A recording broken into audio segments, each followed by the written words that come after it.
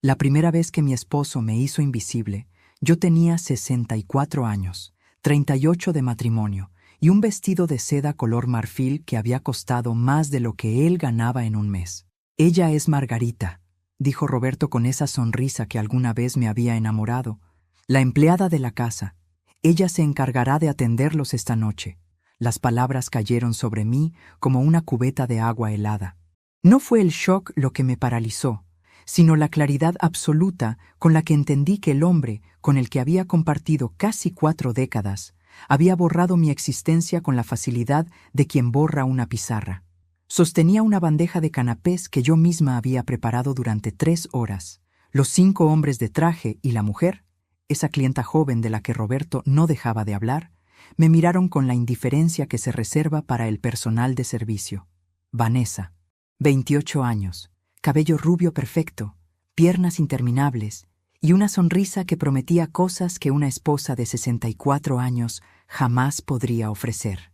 La vi tocar el brazo de Roberto con familiaridad y algo dentro de mí se quebró. Pero antes de continuar quería preguntarte si ya te suscribiste al canal. También si le diste me gusta a este video. Esto realmente me ayuda a saber que me apoyas y que te gustan mis historias. Tu apoyo significa todo para mí. Ahora sí, continuemos. Pude haberlo confrontado. Pude haber dejado caer la bandeja, gritado, señalado las fotografías de nuestra boda en el pasillo. Pero en lugar de eso, sentí una calma extraña apoderarse de mí. Y entonces hice algo inesperado. Sonreí. «Por supuesto, señor», dije con una voz que no reconocí como mía. «¿Desean los invitados algo de beber?» Los ojos de Roberto se abrieron, sorprendido, pero mantuve la mirada baja, sumisa, perfecta en mi papel. «Margarita prepara los mejores martinis de la ciudad», dijo él, pasando su brazo por la cintura de Vanessa. «Tráenos una ronda». Me retiré a la cocina que yo había diseñado, con sus mármoles de Carrara y electrodomésticos caros. Mi casa. La casa que heredé de mis padres cuando Roberto era apenas un vendedor con grandes sueños y yo era una arquitecta exitosa. Cerré los ojos, escuchando las risas de la sala. 38 años. De despertar junto a ese hombre, de renunciar a mi carrera para apoyar la suya, de usar mi herencia para financiar su negocio. 38 años para terminar siendo la empleada de la casa frente a su amante. Preparé los martinis con manos que no temblaban. 7 copas perfectas, con la proporción exacta. Mientras colocaba las copas en la bandeja, una idea comenzó a formarse. Una idea terrible, una idea perfecta. Porque si Roberto quería que yo fuera invisible, entonces eso es exactamente lo que sería. Y las empleadas tienen acceso a lugares que los invitados nunca imaginan. Tienen poder en la invisibilidad. Me miré en el reflejo del acero inoxidable. La mujer que me devolvió la mirada no era la Margarita sumisa que todos esperaban. Era alguien diferente, alguien peligroso. Mientras caminaba de regreso a la sala donde mi esposo esperaba junto a su amante, supe que esta sería una noche que ninguno de ellos olvidaría jamás. Regresé con la bandeja perfectamente equilibrada. Roberto extendió la mano sin mirarme, como si yo fuera un mueble más. «Gracias, Margarita», dijo con condescendencia. Tomó 2 copas y le ofreció una a Vanessa, sus dedos rozándose. Ella sorbió su martini.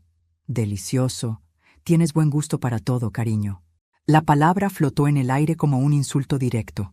Serví el resto. Hernán, el socio de Roberto, barrigón con aliento a tabaco. Mauricio, el contador nervioso.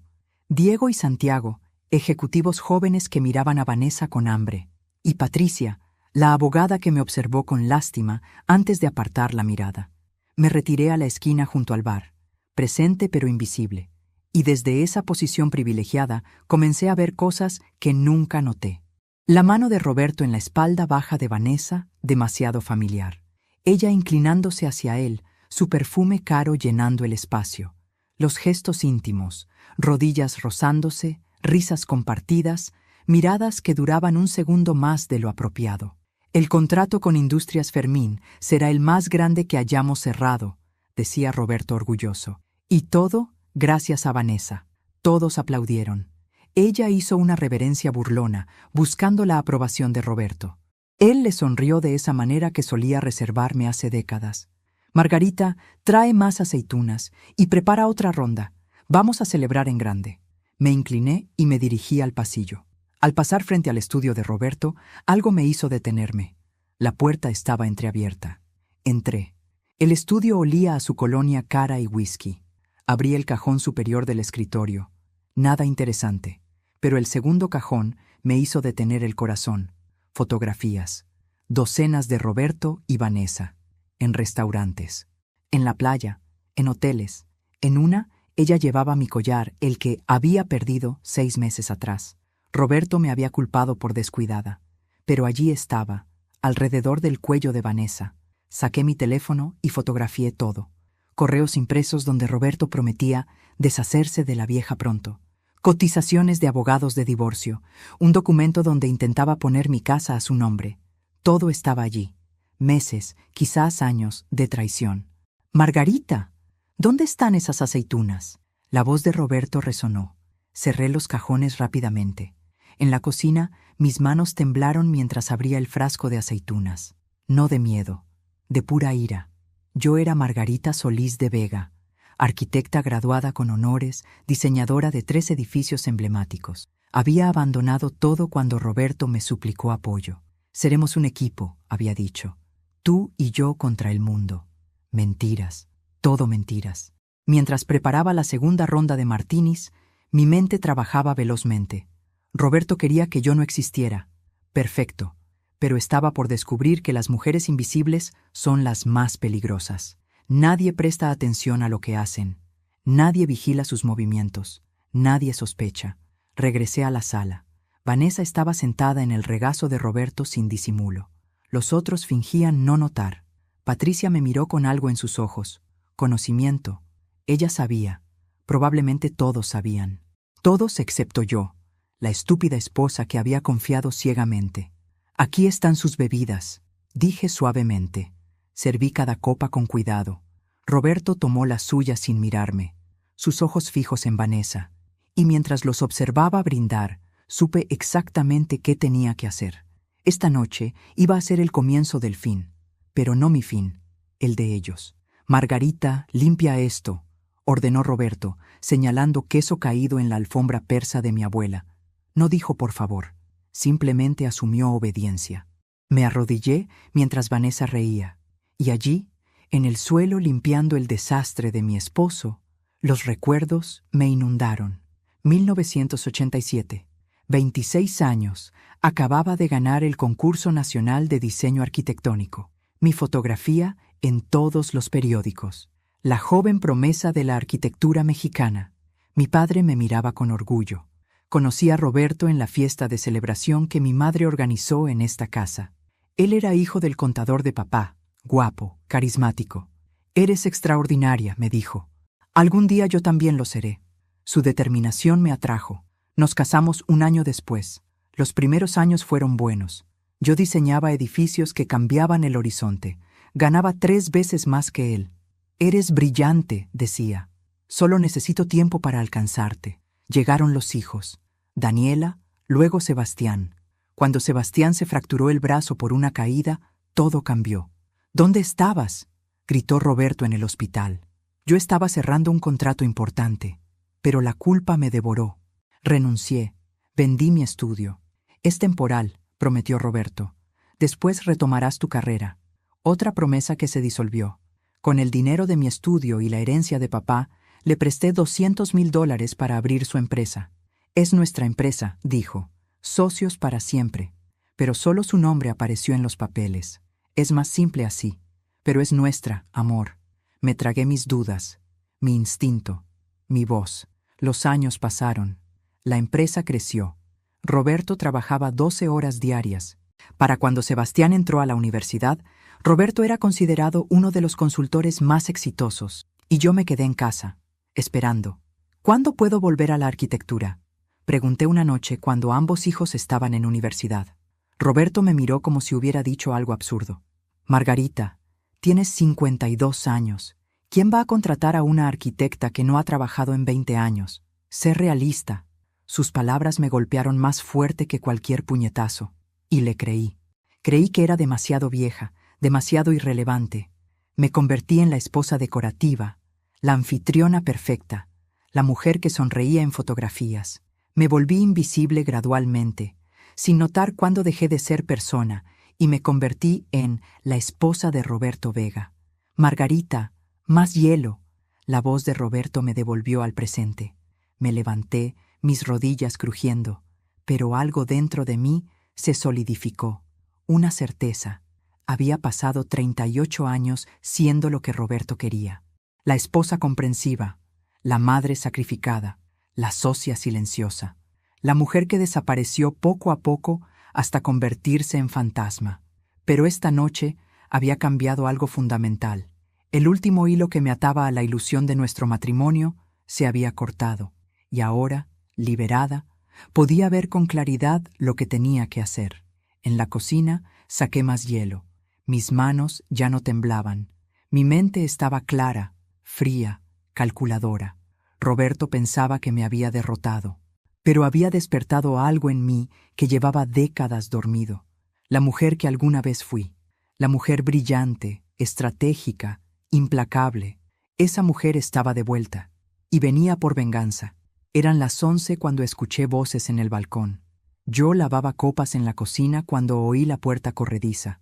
Roberto y Vanessa. Mi necesidad de confirmar lo que ya sabía me llevó a acercarme silenciosamente. «No puedo seguir así, Roberto», decía Vanessa. Había bebido 3 martinis. Han pasado 8 meses. Dijiste que te divorciarías. Me pegué a la pared. 8 meses. 8 meses mientras yo preparaba sus cenas, lavaba su ropa, dormía a su lado sin saber nada. «Lo sé, amor», respondió Roberto meloso. «Pero Margarita es frágil. Si le pido el divorcio, podría hacer algo drástico». Casi río. «¿Frágil? ¿Yo? No tenía idea de quién era yo realmente. Tengo 26 años. No puedo esperar para siempre. Quiero casarme, tener hijos. Y esta casa es perfecta. Podríamos remodelarla, quitar esos cuadros viejos y la decoración anticuada. Mi casa. Querían mi casa donde crecí, donde mi padre diseñó cada rincón, donde crié a mis hijos. Ella heredó la casa», explicó Roberto frustrado. «Pero en el divorcio puedo argumentar que tengo derecho a la mitad del valor. Con un buen abogado, forzarla a vender, o comprar su parte con dinero de la empresa». «¿La empresa no está a su nombre también?», preguntó Vanessa. «Oficialmente, no. Ella puso 200,000 inicialmente, pero nunca firmó como socia. Fue un préstamo. Ella nunca fue buena con detalles legales. Confiaba ciegamente». Se rió. Ese bastardo se rió. «Eres brillante», ronroneó Vanessa. «Por eso te amo. Dame 2 meses más. Tengo que mover activos primero. Reorganizar finanzas de la empresa, establecer cuentas offshore. Luego le pido el divorcio. Para febrero, tú y yo estaremos juntos. Febrero. 3 meses durante los cuales planeaba robarme todo». Me alejé silenciosamente. Regresé a la cocina con piernas que apenas me sostenían. Apoyé las manos en el mármol frío y respiré profundamente. Subí a nuestra habitación y cerré con llave. Del armario saqué una caja de seguridad escondida. Adentro guardaba documentos importantes, joyas de mamá y un frasco pequeño con líquido transparente. Ipecacuana, jarabe de ipecacuana. Lo había comprado hace años cuando los niños eran pequeños. «Si ingieren algo tóxico», explicó el pediatra, «esto los hará vomitar inmediatamente. Puede salvarles la vida». Nunca lo usé, pero lo guardé. Sostuve el frasco. No era peligroso, solo provocaba náuseas y vómito durante horas. Nada permanente, nada mortal, solo profundamente humillante. Una idea se formó, terrible, vengativa, perfecta. Bajé escondiendo el frasco en mi delantal. Roberto y Vanessa habían regresado a la sala. Él contaba historias mientras ella lo miraba con adoración. Los demás parecían cansados, pero Roberto insistía en una última ronda. «Margarita, prepara la última ronda y hazla especial. Estamos celebrando». «Por supuesto, señor». Fui al bar y comencé a preparar. 7 martinis, pero esta vez, mientras mezclaba, mi mano se deslizó al bolsillo. Una voz dentro me advirtió que me detuviera. Pero otra voz, más fuerte, la de la mujer traicionada y humillada, gritaba que esto era justicia. Desenrosqué la tapa del frasco. El líquido no tenía olor ni color. Sería indetectable, solo unas gotas. Miré hacia la sala. Roberto tenía su brazo alrededor de Vanessa, sin respeto por mí, por nuestro matrimonio, por todo lo que yo había construido. Tomé mi decisión. Gota a gota, agregué ipecacuana a 6 copas. La séptima, marcada con raspadura en el cristal, la dejé pura. Para Patricia, quien me había mirado con compasión, coloqué las copas en la bandeja. Su última ronda. Serví cuidadosamente. Roberto tomó la suya sin mirarme. Vanessa tomó la suya sonriendo burlonamente. Por el futuro, brindó Roberto mirando a Vanessa. Por todo lo que está por venir. Por el futuro, repitieron todos. Y mientras bebían, yo observaba, esperando, sabiendo que en 30 minutos esta casa se convertiría en caos absoluto, y yo, la empleada invisible, tendría un asiento de primera fila. 30 minutos. Eso era todo. Me retiré a la cocina para respirar, para procesar lo que había hecho, para convencerme de que esto era justicia, no locura. Las risas se volvieron más ruidosas. El alcohol había aflojado lenguas e inhibiciones. Hernán contaba chistes de mal gusto. Diego y Santiago discutían fútbol. Y Roberto susurraba a Vanessa cosas que la hacían reír. Miré el reloj. 10 minutos. Aún faltaba. Me serví agua y me senté. Mis manos temblaban ahora. No de miedo, sino de anticipación. Por primera vez en décadas, tenía control. No era víctima pasiva de las decisiones de Roberto. Era arquitecta de mi propia venganza. Pensé en mis hijos. Daniela en Barcelona, Sebastián en Toronto. Ninguno vendría hasta Navidad. No presenciarían este colapso. Una pequeña misericordia. 15 minutos. Un grito de la sala. Me puse de pie. Vanessa había derramado su bebida en su vestido caro. Roberto la limpiaba con servilletas, sus manos peligrosamente cerca de sus muslos. Patético. 20 minutos. El reloj avanzaba con lentitud tortuosa. Cerré los ojos e imaginé mi vida después de esta noche. ¿Divorcio? Seguro. ¿Escándalo? Probablemente. ¿Libertad? Absolutamente. Esto no era solo venganza, era liberación. Era el acto final de una mujer prisionera de su matrimonio demasiado tiempo. Era el momento en que Margarita Solís de Vega recuperaba su poder. 25 minutos. Margarita, ven aquí. Salí. Todos me miraron. Tráeme mi chequera del escritorio. Hernán y yo vamos a cerrar un trato. Un trato. Todo era transacción para Roberto. Incluso yo. Me había comprado con promesas cuando era joven, mantenido con culpa como madre, y ahora planeaba descartarme como mueble viejo. Enseguida, señor. Fui al estudio, encontré la chequera, regresé. Nuestras manos se tocaron cuando él la tomó. Sentí absolutamente nada, solo el roce frío de un extraño. Y entonces, exactamente a los 30 minutos, sucedió. Mauricio fue primero. Se puso pálido, su piel adoptando tono verdoso. Se llevó la mano al estómago. Disculpen, murmuró. Necesito el baño. Salió corriendo, tambaleándose. Hernán fue siguiente. Su frente se cubrió de sudor en segundos. Qué raro, dijo aflojándose la corbata. Me siento... No terminó. También corrió al baño. Diego y Santiago se miraron, ambos palideciendo simultáneamente. ¿Tú también? Los dos salieron corriendo. Y Roberto. Su rostro se puso color cera. Sus ojos se abrieron con alarma. ¿Qué diablos? Se levantó, pero sus piernas no lo sostuvieron. Margarita, llama a una ambulancia. Algo está muy mal. Vanessa también estaba en problemas. Había dejado caer su copa, hecha añicos en el piso. Estaba doblada sobre sí misma, gimiendo. Su cabello perfecto cayendo sobre su rostro contorsionado. Pero Roberto no podía ayudarla. Corrió hacia el baño, pero Mauricio y Hernán ya estaban allí. Los sonidos eran desagradables. Me quedé allí observando el caos. Patricia regresó del baño. ¿Qué pasó?, preguntó horrorizada. No lo sé. De repente todos se pusieron enfermos. Debe ser intoxicación alimentaria. Roberto llegó a la cocina y vomitó en el fregadero. Vanessa colapsó en el pasillo, arruinando la alfombra persa de mi abuela. Una parte vengativa de mí sonrió internamente. El caos era absoluto. 6 personas enfermas, corriendo entre baños, tropezándose, gimiendo. El sonido de arcadas llenaba la casa. Y yo, la mujer invisible, Observaba todo con calma sobrenatural. Porque esto era solo el comienzo. El verdadero espectáculo aún venía. Patricia me agarró del brazo. Margarita, llama al 911. Necesitan ayuda médica. Saqué mi teléfono y marqué emergencias. 3 dígitos que cambiarían todo.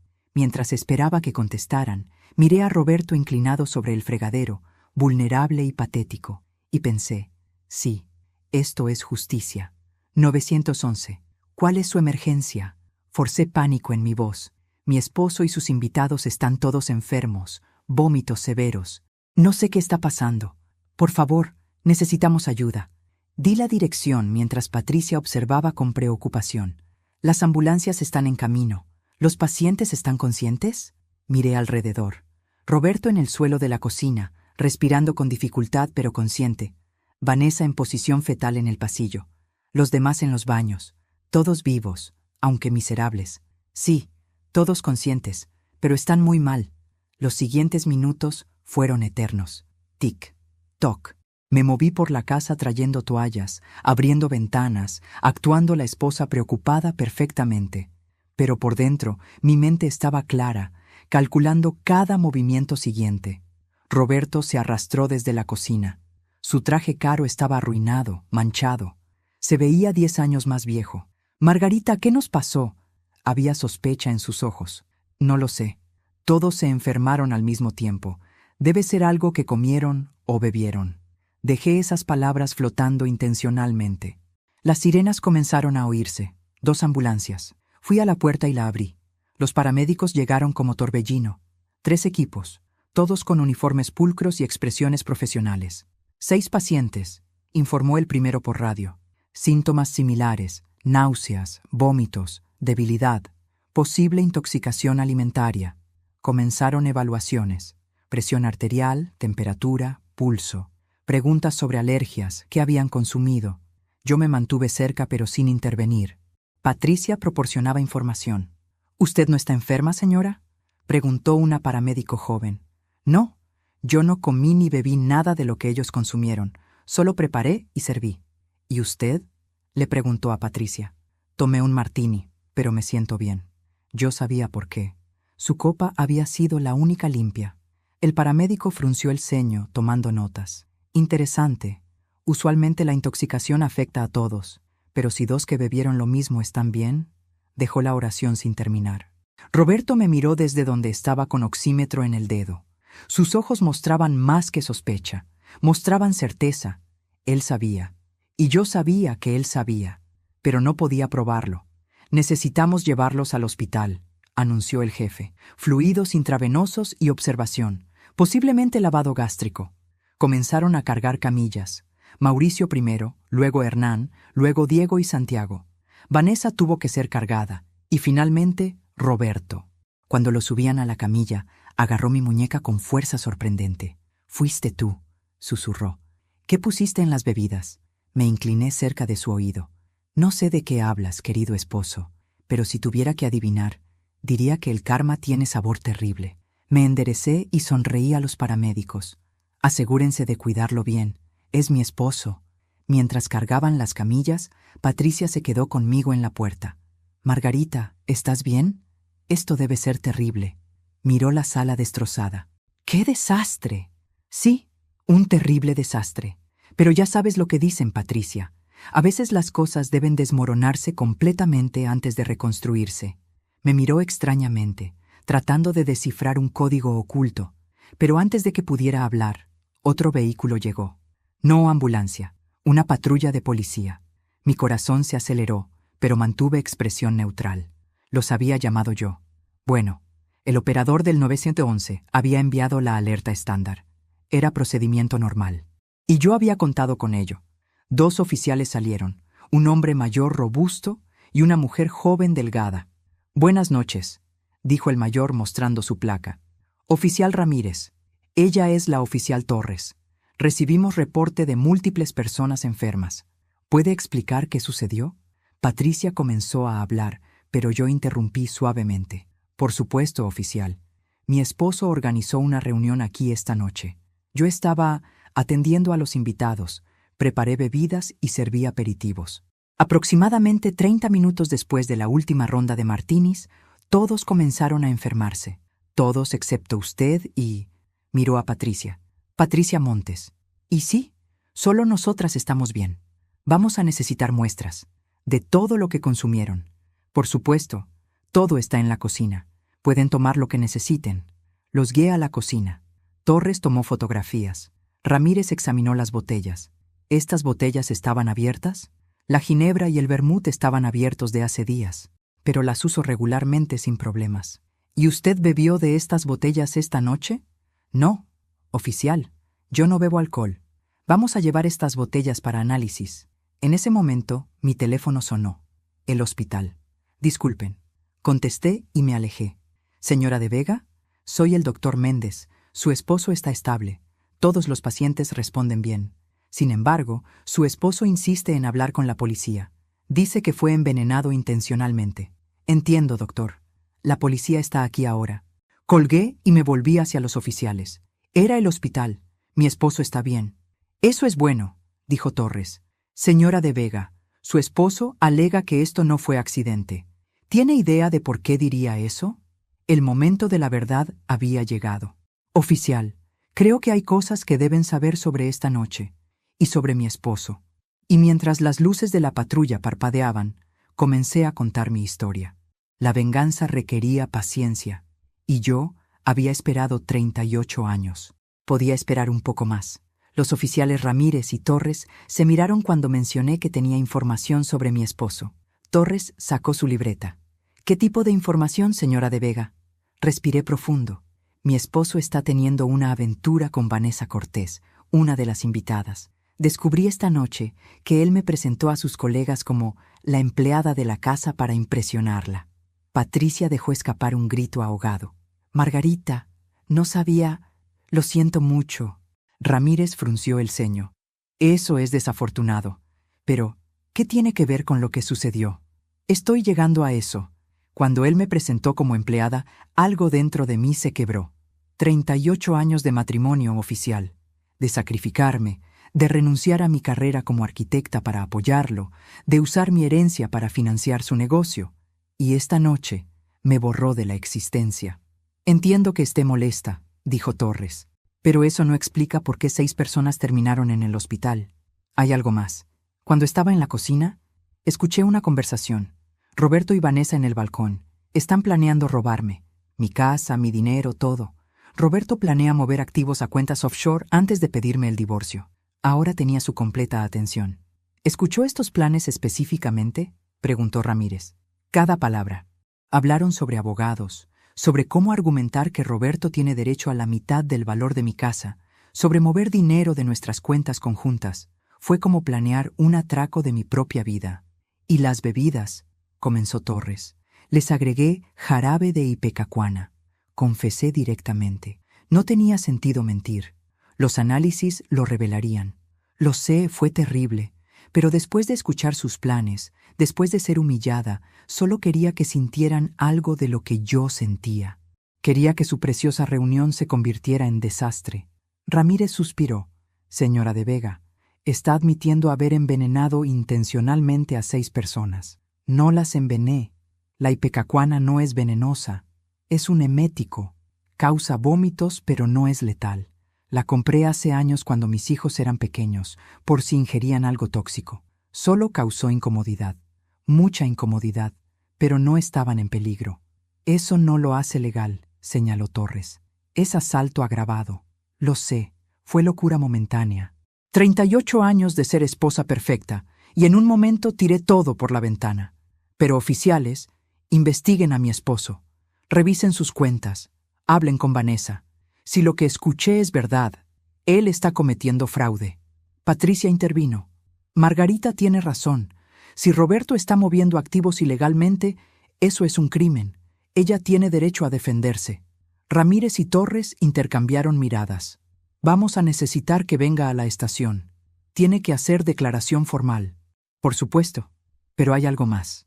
Saqué mi teléfono y abrí la galería. Tomé estas fotografías esta noche en el escritorio de Roberto. Les mostré fotografías de Roberto y Vanessa, correos sobre planes de divorcio, cotizaciones de abogados. Torres tomó mi teléfono y comenzó a desplazarse.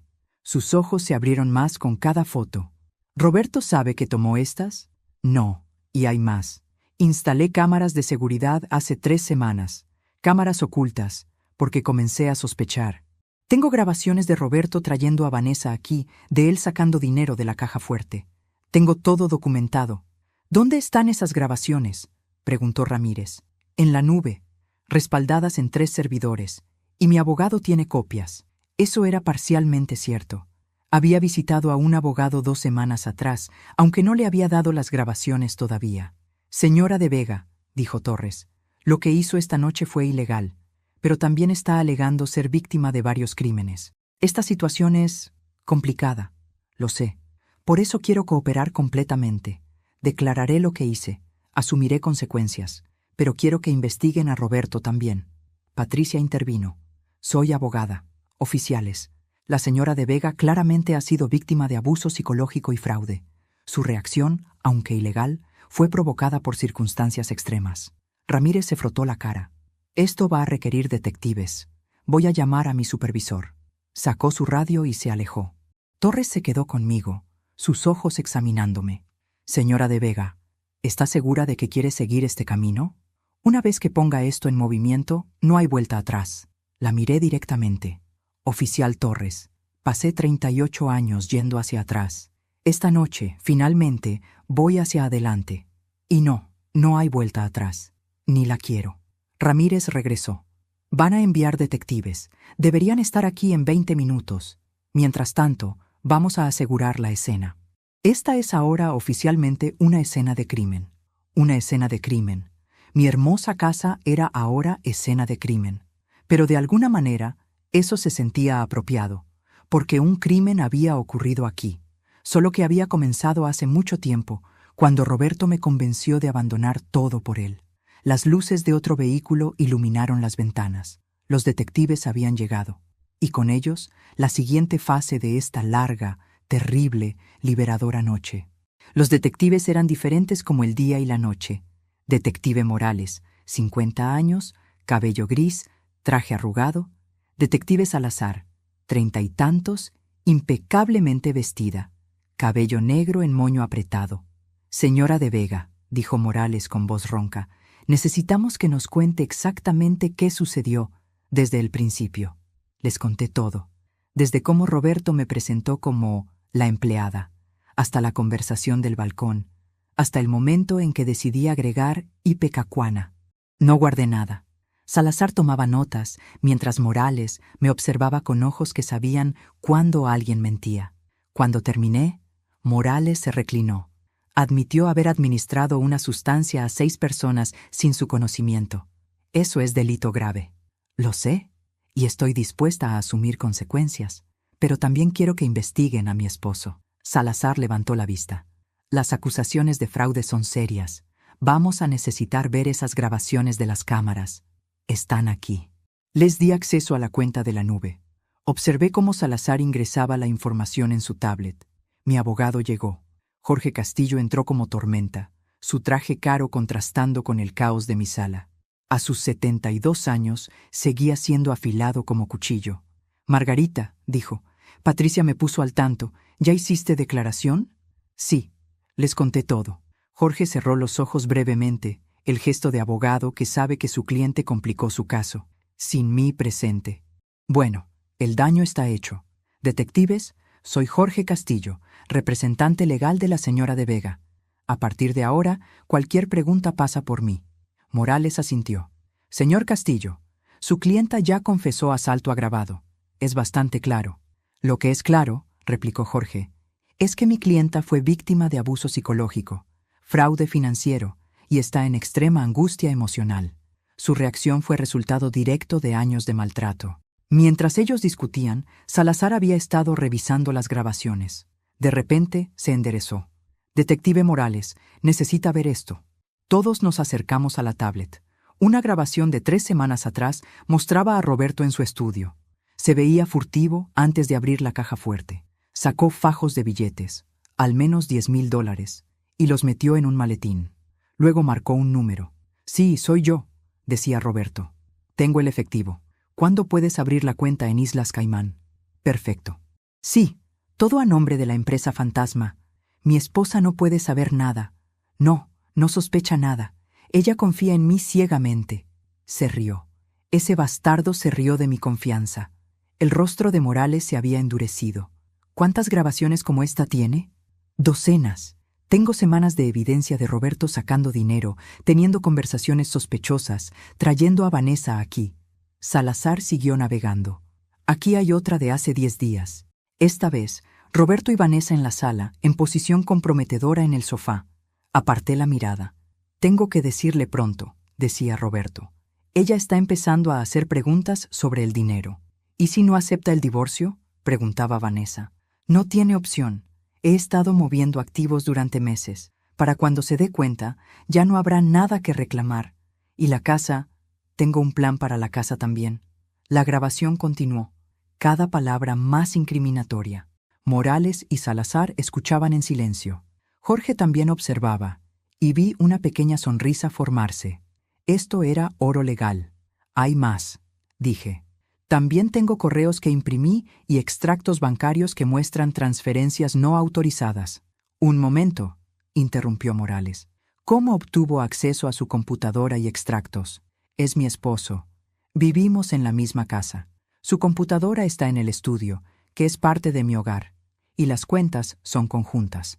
Jorge asintió. Ella no violó ninguna ley al revisar documentos en su propia casa o acceder a cuentas a su nombre. Salazar hizo más anotaciones. Señora de Vega, esta evidencia es sustancial. Si esto es verdad, su esposo podría enfrentar cargos por fraude, conspiración y posiblemente más. Entonces investigarán. Vamos a tener que investigar. Pero eso no cambia que usted también cometió delito esta noche. Jorge se adelantó. Mi clienta está dispuesta a cooperar completamente. Está dispuesta a entregar toda la evidencia. Y en cuanto a lo que hizo esta noche, consideramos que fue defensa propia bajo extrema provocación emocional. ¿Defensa propia? Morales alzó una ceja. El abuso no siempre es físico, detective, intervino Patricia. Como abogada familiarizada con casos de violencia doméstica, puedo asegurar que el abuso financiero y psicológico son tan dañinos como el físico. Morales suspiró. Entiendo la situación, pero la ley es la ley. Señora de Vega, voy a tener que arrestarla. Mi corazón dio un vuelco, pero mantuve compostura. Lo había esperado. Lo entiendo. Sin embargo, continuó Morales, dadas las circunstancias atenuantes y su cooperación, recomendaré que sea liberada bajo su propia custodia hasta la audiencia. No creo que represente peligro. Gracias. Salazar cerró su tablet. También vamos a necesitar arrestar a Roberto Vega para interrogatorio, una vez dado de alta del hospital. Y probablemente a Vanessa Cortés como cómplice potencial. Esas palabras me llenaron de satisfacción profunda. Roberto sería arrestado, enfrentaría consecuencias, finalmente tendría que responder por sus acciones. Tengo una pregunta, dije. ¿Qué pasa con el dinero que Roberto movió ilegalmente? ¿Puedo recuperarlo? Jorge sonrió. Será batalla legal, Margarita, pero con esta evidencia tenemos caso excelente. Podemos congelar sus cuentas, rastrear transferencias y potencialmente recuperar todo lo que te robó. ¿Y la casa? Él no puede tocarla, ¿verdad? La casa está a tu nombre únicamente. Es tu propiedad separada, heredada antes del matrimonio. Él no tiene ningún reclamo legal. Era casi demasiado bueno, porque todavía había parte de mí que tendría que pagar precio. Había causado daño intencionalmente a 6 personas. Eso tenía consecuencias. Morales se puso de pie. Señora de Vega, por favor, póngase de pie. Me levanté. Margarita Solís de Vega está arrestada por 6 cargos de asalto agravado. Tiene derecho a permanecer en silencio. Mientras recitaba mis derechos, yo miraba alrededor de mi sala, mi casa, mi refugio, y por primera vez en todos esos años me sentía realmente dueña de este espacio. No como esposa de Roberto, no como empleada invisible, sino como Margarita.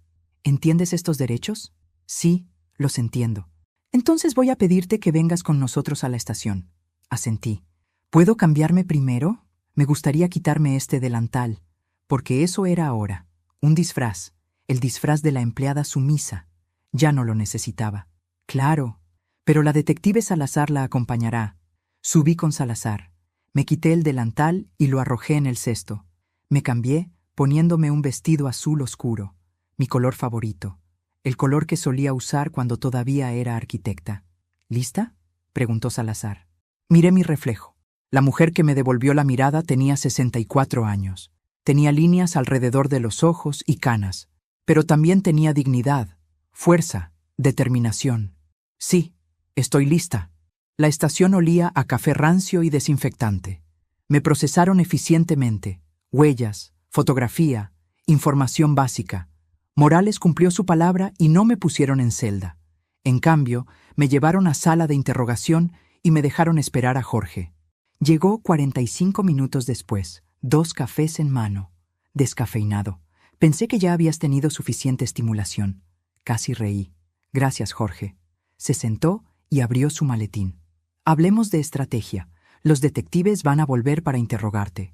Ya les dije que solo responderás preguntas específicas sobre tu relación con Roberto y la evidencia. No vas a elaborar sobre lo que hiciste esta noche. ¿Entendido? Entendido. El fiscal querrá hacer escándalo de esto. Mujer adinerada, envenena a invitados. Será titular jugoso. Pero tenemos ángulos. Primero, abuso conyugal de larga data. Segundo, provocación extrema. Tercero, la sustancia no causó daño permanente. Y cuarto, tu disposición a cooperar en la investigación del fraude de Roberto. ¿Crees que puedes llegar a acuerdo? Es posible. Si demostramos que Roberto cometió fraude significativo y presentamos tu caso como mujer desesperada que finalmente se defendió, podríamos conseguir cargos reducidos. Tal vez asalto simple, libertad condicional en lugar de prisión. Pero Margarita, tienes que estar preparada para posibilidad de tiempo en prisión. Asentí. Lo sé y lo acepto. La puerta se abrió. Morales y Salazar entraron, acompañados de una tercera persona, mujer de unos 40 con traje impecable. Se presentó como fiscal de distrito asociada Elena Vargas. Señora de Vega, comenzó Vargas. Su caso es inusual. Por un lado, confesión clara de asalto. Por otro, evidencia sustancial de que usted ha sido víctima de fraude y abuso. Estoy dispuesta a escuchar su versión completa antes de decidir cómo proceder. Y así, por segunda vez, conté mi historia. Pero esta vez no me limité a esa noche. Conté todo. Los 38 años completos. Les hablé de la joven arquitecta brillante que había sido, de cómo Roberto me cortejó con promesas. Les conté sobre renunciar a mi carrera. Les describí cómo había financiado el negocio de Roberto con mi herencia. Les mostré documentos, extractos bancarios de las transferencias iniciales de $200,000. Les hablé de los años lentos de erosión, cómo Roberto había tomado control de nuestras finanzas, de nuestras decisiones, de nuestra vida, cómo me había convencido de que era demasiado vieja para volver a la arquitectura. Y finalmente, les conté sobre esa noche, la humillación, la conversación del balcón, el collar de mi madre en el cuello de Vanessa, el momento de claridad cuando entendí que mi matrimonio había sido mentira durante años. Cuando terminé, había pasado casi 1 hora. Vargas había tomado notas minuciosas. Es historia convincente, admitió. Y la evidencia de fraude es extensa. Hemos estado revisando las grabaciones mientras esperaba. También enviamos agentes al hospital para interrogar al señor Vega. ¿Y? Pregunté. Salazar sonrió levemente. Se está negando a responder sin su propio abogado, lo cual es su derecho, pero su reacción cuando mencionamos las grabaciones fue reveladora. También hablamos con Vanessa Cortés, agregó Morales. Está cantando como canario. Cuando se dio cuenta de que todo se derrumbaba, decidió salvar su propio pellejo. Nos contó todo sobre el plan para defraudarte, sobre las cuentas offshore, sobre todo. Sentí oleada de satisfacción. Entonces van a arrestar a Roberto. Ya está arrestado, confirmó Vargas. Lo arrestamos en el hospital hace 1 hora. Está en celda ahora, esperando su propia audiencia. Las palabras se asentaron sobre mí como manta cálida. Roberto, arrestado. Roberto, en celda. Roberto, finalmente enfrentando consecuencias. Y Vanessa, también arrestada, como cómplice de fraude. Su cooperación podría reducir sus cargos, pero definitivamente enfrentará consecuencias. Jorge se inclinó.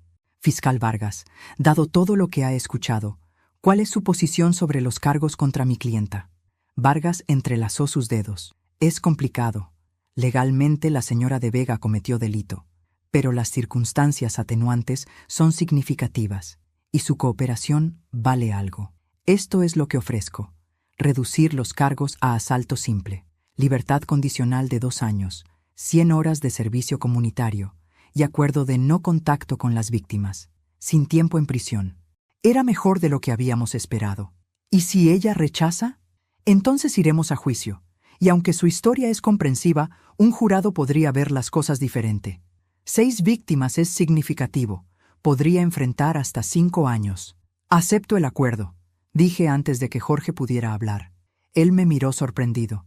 Jorge, acepto. Es justo. Hice algo malo, incluso si tuve razones. Puedo vivir con libertad condicional y servicio comunitario. Vargas asintió. Bien. Prepararé los documentos.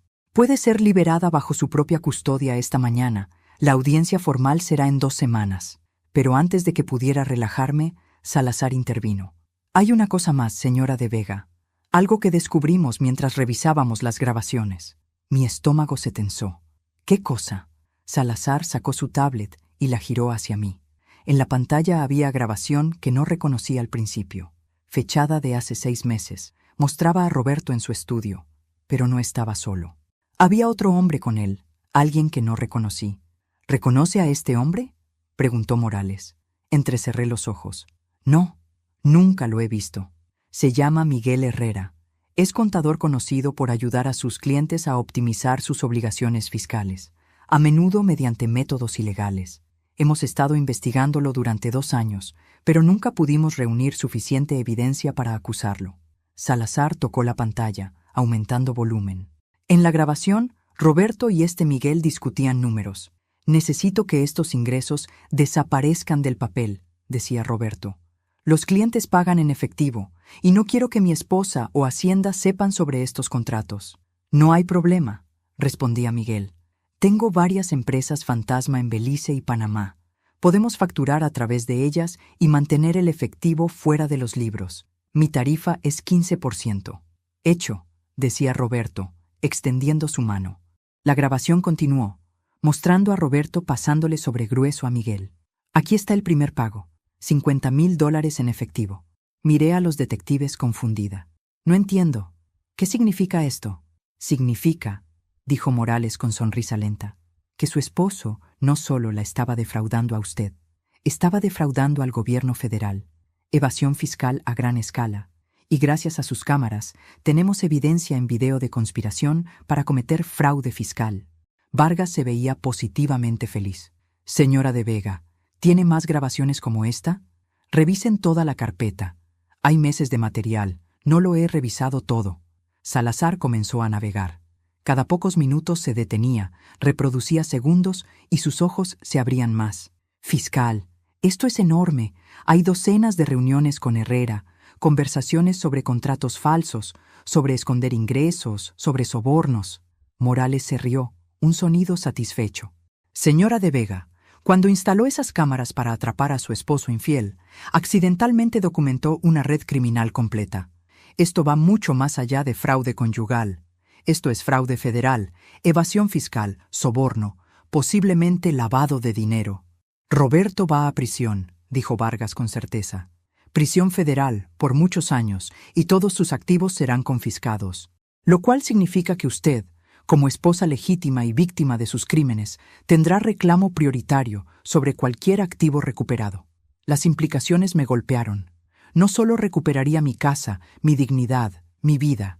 Recuperaría todo el dinero que Roberto me había robado, más todos los activos acumulados mediante actividades ilegales.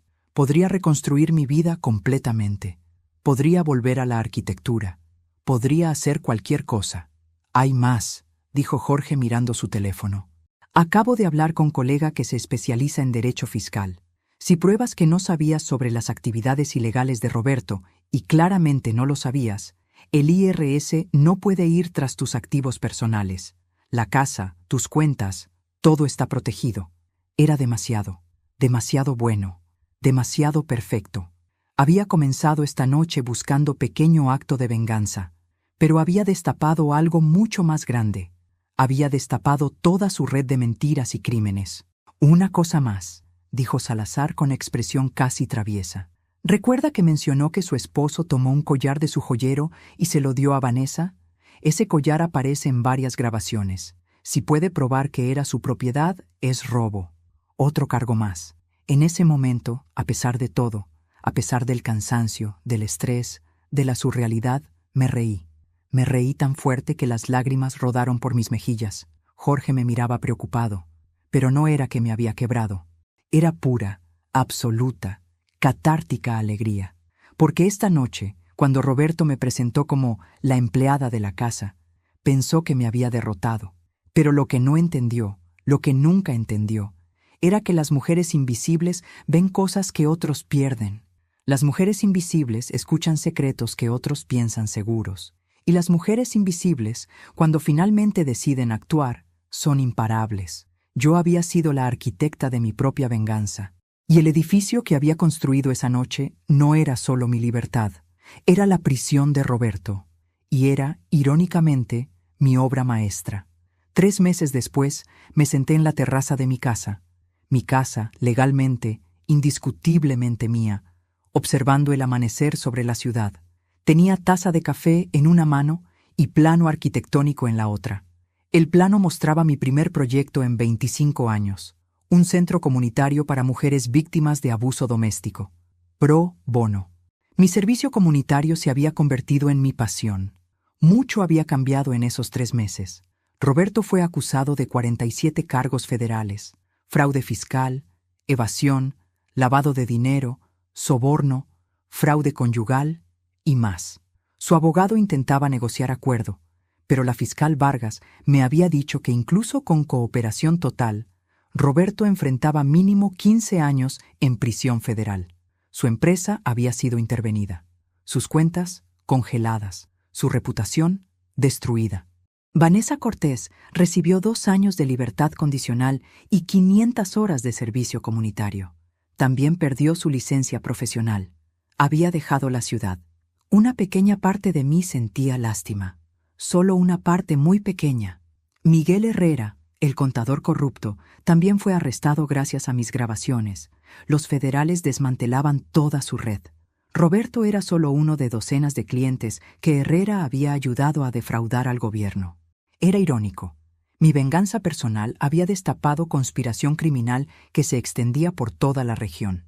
Los otros invitados habían reaccionado de maneras diversas. Hernán también estaba siendo investigado. Mauricio había cooperado completamente. Diego y Santiago habían renunciado a la empresa. Y Patricia se había convertido en mi amiga verdadera. Almorzábamos juntas cada semana, porque sí, me estaba divorciando. Los papeles estaban casi finalizados. Con Roberto en prisión preventiva y todos sus crímenes expuestos, el proceso había sido simple. Yo recuperaría todo, la casa, siempre mía, pero también porción significativa de los activos legítimos de la empresa, ya que pude probar que mi inversión inicial había sido fundamental. Y gracias a las leyes de compensación para víctimas, tendría acceso a fondos recuperados de las cuentas offshore de Roberto. El dinero era bueno, pero lo que realmente importaba era algo más profundo. Me había recuperado a mí misma. Mis hijos, por supuesto, habían quedado devastados. Daniela voló desde Barcelona inmediatamente. Sebastián llegó desde Toronto 2 días después. Hubo lágrimas, gritos, incredulidad. Habían admirado a su padre. Descubrir la verdad sobre sus crímenes, sobre su infidelidad, sobre cómo me había tratado, los había destrozado. Pero con tiempo y muchas conversaciones difíciles, comenzaron a entender. Daniela fue la primera. Mamá, nunca me di cuenta de cuánto sacrificaste por nosotros, por él. Siempre pensé que habías elegido ser ama de casa, pero ahora veo que fuiste manipulada, obligada. Perdóname por no verlo antes. No hay nada que perdonar. Yo tampoco lo veía. A veces la negación es más fácil que la verdad. Sebastián había sido más difícil. Él y Roberto siempre fueron cercanos, pero cuando le mostré las grabaciones, algo en él cambió. No es el hombre que pensé que era, había dicho, voz quebrada. Es tu padre, y siempre lo será. Pero ser padre no lo excusa de sus acciones. Puedes amarlo y aún así reconocer que hizo cosas terribles. Ahora, 3 meses después, ambos me apoyaban completamente. Daniela incluso había pospuesto su regreso a Barcelona para quedarse conmigo las primeras semanas. Sebastián visitaba cada fin de semana por videollamada. Tomé sorbo de mi café y observé cómo el sol se elevaba más alto, bañando la ciudad en luz dorada. Desde esta terraza podía ver 3 de los edificios que había diseñado cuando era joven. Todavía estaban allí, tocando el cielo, testigos silenciosos de lo que alguna vez había sido capaz. Y pronto, muy pronto, abría un cuarto, el centro comunitario. Mi teléfono vibró. Mensaje de Jorge. Papeles firmados. Oficialmente divorciada a partir de hoy. Felicidades por tu libertad. Oficialmente divorciada. Las palabras deberían haberme causado tristeza, supuse. El fin de 38 años de matrimonio. Pero solo sentí alivio. Y algo más. Emoción. Anticipación por lo que vendría. Me había registrado en el Colegio de Arquitectos de nuevo. Mi licencia, inactiva durante 25 años, había sido reactivada. Había asistido a seminarios sobre nuevas tecnologías en diseño. Todo había cambiado tanto, y me había sorprendido aprendiendo con la misma pasión que había tenido a los 26 años. También había comenzado terapia. Sesiones semanales con psicóloga maravillosa, doctora Carmen Rivas, que me ayudaba a procesar décadas de abuso emocional que ni siquiera había reconocido como tal. Has pasado la mayor parte de tu vida adulta haciéndote pequeña, me había dicho en nuestra tercera sesión. Ahora es tiempo de recordar cómo expandirte. Y me estaba expandiendo. Todos los días, un poco más. Tomaba clases de yoga. Había empezado a pintar, hobby que había abandonado en mis 20s. Salía a cenar con amigas. Me había comprado ropa nueva, ropa que me gustaba a mí. No lo que Roberto consideraba apropiado para mi edad. Me había cortado el cabello en estilo moderno, más corto, más atrevido. Me sentía joven. No físicamente, mis 64 años eran reales, pero joven de espíritu, renacida. El timbre sonó. Cuando abrí, encontré a mensajero con paquete grande. Lo firmé y lo llevé adentro. La etiqueta decía que era de Daniela. Lo abrí cuidadosamente. Dentro había un cuadro, bellamente enmarcado. Era fotografía mía de cuando tenía 25 años, tomada el día que gané el concurso de diseño arquitectónico. Estaba parada frente al museo que había diseñado, sonriendo con esa confianza absoluta que solo tienen los jóvenes que creen que pueden conquistar el mundo. Daniela había agregado placa en el marco con inscripción: Margarita Solís, arquitecta. Nunca la perdiste. Solo estaba esperando que la encontraras de nuevo. Las lágrimas corrieron por mis mejillas, pero eran lágrimas buenas, lágrimas de gratitud, de amor, de esperanza. Colgué el cuadro en la sala, reemplazando una de las fotografías de boda que Roberto había insistido en mantener todos estos años. La joven Margarita del cuadro me miraba con ese brillo en los ojos, ese fuego que pensé que había perdido para siempre. Pero no lo había perdido. Solo lo había enterrado bajo años de matrimonio tóxico y autonegación. Mi teléfono sonó de nuevo. Esta vez era correo electrónico de cliente potencial. Una empresa que quería construir oficinas nuevas y había visto mi nombre en el registro de arquitectos. Querían reunirse para discutir el proyecto. Respondí inmediatamente. Me encantaría reunirme. ¿Qué tal el jueves a las 10 a.m.? Era real. Estaba realmente reconstruyendo mi vida. No la vida que Roberto había querido para mí. No la vida que las expectativas sociales habían dictado. Mi vida. La vida que siempre debía haber tenido. Salí de nuevo a la terraza. El sol ya estaba alto en el cielo, brillante y cálido. El día se extendía ante mí, lleno de posibilidades infinitas, y por primera vez en décadas, no tenía miedo del futuro. No tenía que preocuparme por complacer a nadie excepto a mí misma. No tenía que hacerme pequeña para que alguien más pudiera sentirse grande. Pensé en aquella noche, 3 meses atrás, la noche en que Roberto me presentó como la empleada de la casa, la noche en que puse ipecacuana en las bebidas, la noche en que todo se derrumbó y paradójicamente todo comenzó. Había pagado mi precio, 2 años de libertad condicional, 100 horas de servicio comunitario y el escándalo público que siguió. Esposa traicionada, envenena a invitados y expone red criminal, habían titulado los periódicos. Algunos me veían como heroína, otros como criminal, pero ya no me importaba lo que pensaran. Había pasado demasiados años preocupándome por opiniones de otros. Lo que importaba era esto. Estaba libre, estaba viva, y a los 64 años estaba empezando de nuevo. Levanté mi taza de café en brindis silencioso, por la mujer que había sido, por la mujer que me había obligado a convertirme, y más importante, por la mujer que estaba eligiendo ser ahora. Por ti, Margarita Solís, susurré a la mañana. Arquitecta, sobreviviente, mujer libre. El sol brilló más fuerte, como si el universo estuviera de acuerdo. Y en ese momento perfecto, de pie en mi terraza, en mi casa, en mi vida reclamada, supe con absoluta certeza que los mejores años de mi vida no estaban detrás de mí. Acababan de comenzar, porque nunca es demasiado tarde para reconstruirte. Nunca es demasiado tarde para recuperar tu poder. Y nunca es demasiado tarde para recordar quién eras antes de que alguien te convenciera de ser menos. Yo era Margarita Solís. Tenía 64 años, y mi historia apenas estaba comenzando. Esta historia es testimonio de que la dignidad no tiene fecha de caducidad, de que la venganza más dulce es la que nos devuelve a nosotros mismos, y de que nunca es demasiado tarde para reclamar la vida que mereces. A todas las mujeres que se han sentido invisibles, que han sacrificado sus sueños por otros, que han sido traicionadas por aquellos en quienes confiaron. Tu historia no termina cuando decides que no termina. La reinvención es posible a cualquier edad.